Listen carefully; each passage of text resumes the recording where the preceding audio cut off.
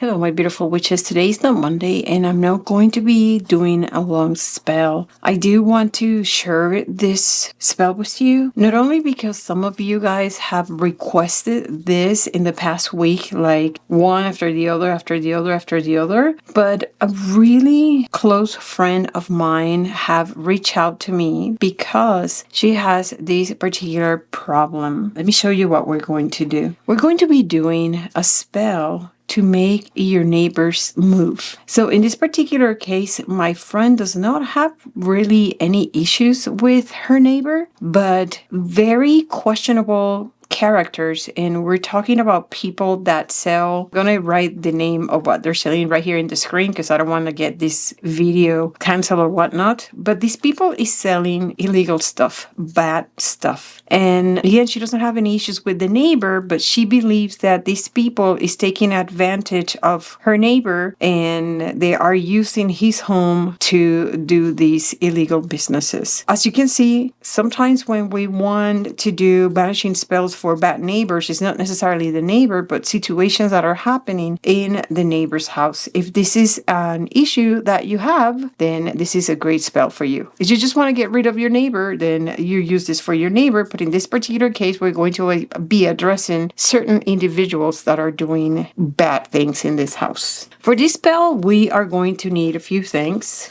A brown paper in which you're going to write down the description, the address of the house, and all that stuff, the name of the people. In this particular case, we do not know the name of these people, so I'm just going to describe them in this paper. You're going to need a pencil. You're going to need hot food oil. This one is in my website. You're going to need Banishing Powder. This is also in my website. You're going to need Tabasco sauce. Of course, I'm using gloves because all of these things are highly irritant, so do not do this without gloves. You're gonna need a 7-knob candle. 1, 2, 3, 4, 5, 6, 7. This one is broken. This was the only one in the Botanica, but it doesn't matter really. It's going to do the job just fine. If you do not find a 7-knob candle, you can use a big black candle, and you're going to divide it into 7 parts because every part is going to symbolize a day. So let's get into the spell.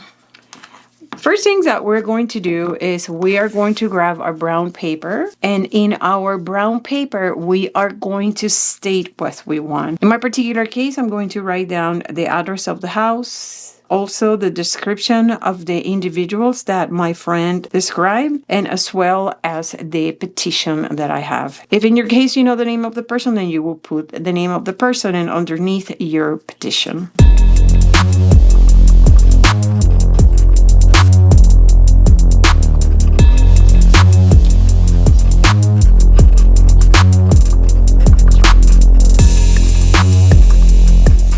Alright, witches, now that you have written down on your paper what you want, you're going to anoint this paper with hot food oil.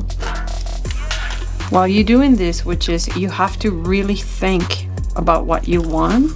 Scrub the paper with the oil. Feel it, witches. Alright, witches, now that you have this in your pan, put this to the side and let's prepare the candle. This is going to be a little bit messy. I grabbed some wax paper. So what we're going to do, which is we're going to put in each knob the name of the person that you want to banish. Take your time, focus, and put your whole intentions into what you're doing.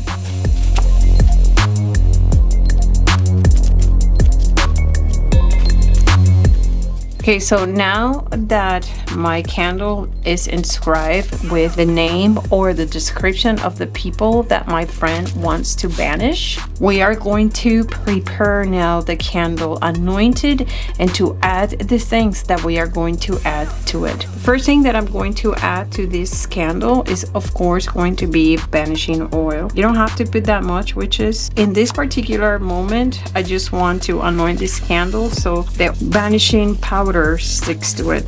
So that's pretty much what I want to do. Please make sure to put all your intentions in what you're doing. Alright, the next thing that we are going to do, we're going to add banishing powder. Please remember, this is extremely irritant. If you have asthma and stuff like that, make sure that you have an open space that you can breathe. Please do not forget to use your glove, which is when you're using Banishing Powder and all these things that we're using. I'm going to really rub this powder in the description of the people that we need to banish. In your case, in the name of the person that you want to banish. Okay. Once we have finished with that, witches, we're going to open our Tabasco sauce. Best sauce in the world.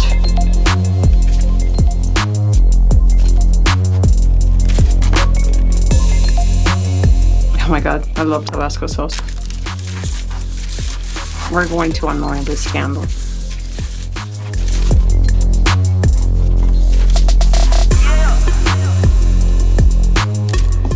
Okay, witches, so now that I have finished anointing my candle and preparing my candle, what I'm going to do, I am going to wrap it in this paper because today is not a good day for me to do this spell. I am going to wait until Saturday on the waning of the moon, which is the moon phase that we are going through right now. This is a banishing spell, so you want to do this in the waning of the moon when the moon is getting smaller. So on Saturday, I'm going to grab my little pan with my command, and I'm going to put this candle right on top of it, and I'm going to light it up. You're going to do the first knob. Once that first knob reaches the second one, you're going to snuff it, and then on Sunday you do the next one, Monday, Tuesday, Wednesday, and so on and so forth until you finish with your spell. The remnants of this spell is for you to throw in your neighbor's house. If you cannot do that discreetly and safely, just throw it away in the trash can. I'm going to really